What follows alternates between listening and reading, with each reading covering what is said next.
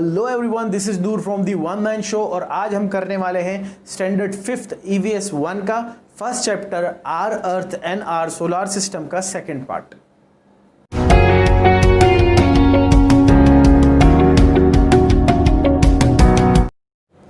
तो आइए दोस्तों शुरू करते हैं 5th स्टैंडर्ड EVS 1 का chapter our earth and our solar system का सेकंड पार्ट।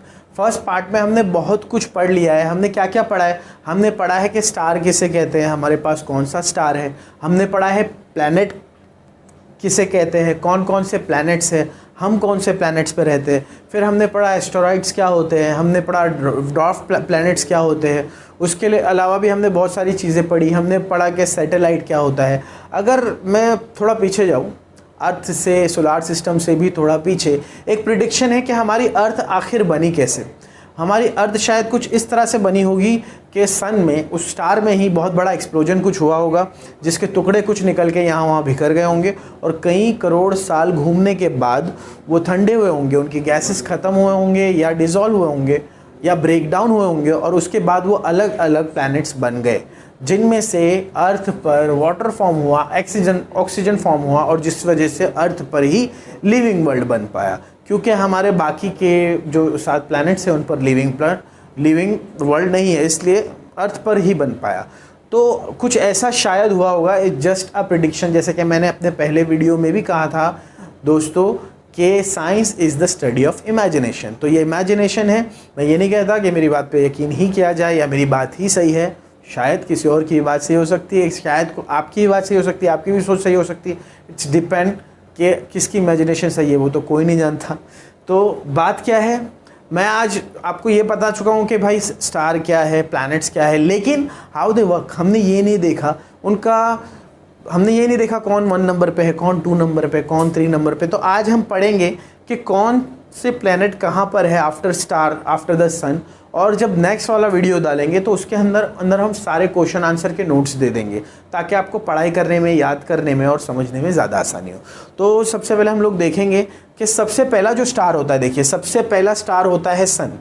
सबसे पहले एक स्टार है हमारे सोलर सिस्टम में, एक लौता स्टार है, वो कौन सा है? सन है।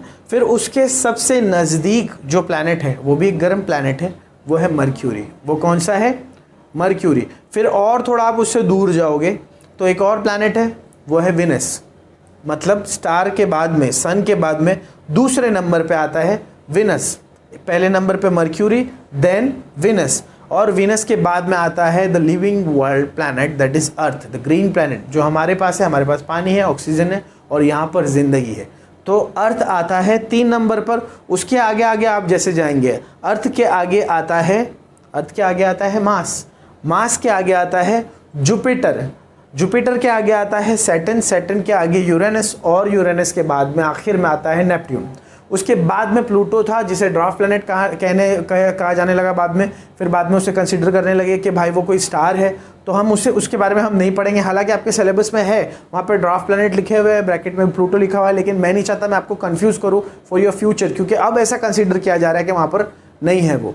तो हम क्या देखेंगे, हम क्या सोचते हैं कि सबसे पहले है सन जो है स्टार, उसके बाद में मर्क्यूरी। अब हो सकता है मर्क्यूरी का भी कोई सैटेलाइट हो, हमें नहीं मालूम। उसके बाद में वीनस, हो सकता है वीनस का भी कोई सैटेलाइट हो, हमें नहीं मालूम। उसके बाद में क्या है? हमारा अर्थ, और हमारे पास एक सैटेलाइट है, एक नेचुरल सैटेलाइट वी हैव, उसको हम क्या कहते हैं? मून। तो क्योंकि हम हमारे स्टार की तरफ रिवॉल्व कर रहे हैं, उसी तरह मून हमारी चारों ओर रिवॉल्व कर रहा है और हमारे साथ साथ हमारे स्टार के साथ भी घूम रहा है, वो है कि नहीं।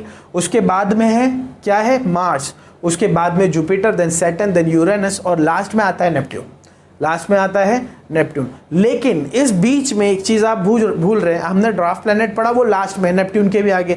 लेकिन एक चीज़ और हमने पढ़ी थी, हमने पढ़े थे एस्टेरॉइड्स। वो कहाँ पर है? वो कहीं पर है हमारे मार्स और जुपिटर के बीच में, बहुत ज़्यादा गैप है, और एक बैंड है न्यूमेरस छोटे छोटे एस्टेरॉइड्स का, जो इंडिपेंडेंटली इस सन के चारों ओर घूमते हैं। जैसे कि हमारे प्लैनेट्स घूम रहे, बिल्कुल उसी तरह से वो भी घूमते हैं, और उन्हें कहा जाता है एस्टेरॉइड्स। उन्हें क्या कहा जाता है फ्रेंड्स?